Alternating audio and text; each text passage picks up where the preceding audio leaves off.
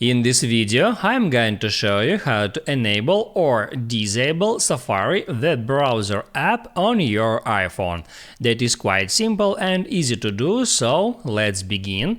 And first, open up Settings and here get into Screen Time. Next, hit on Content and Privacy Restrictions and there select Allowed Apps.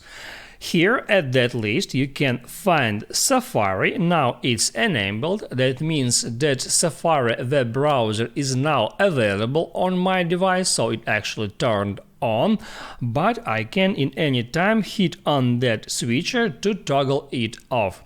If Safari web browser toggled off here, I can move on now to my home screen and there I can't find the Safari web browser icon anymore, and even I can find it in app library now, so I can hit there and type in Safari, but I can't find that app. All I have to do to enable it is open up Allowed Apps again and here toggle this switcher on.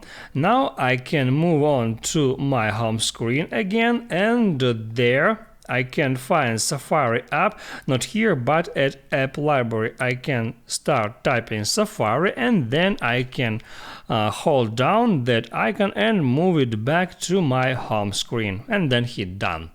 I hope it helps you guys, so don't forget to like and subscribe.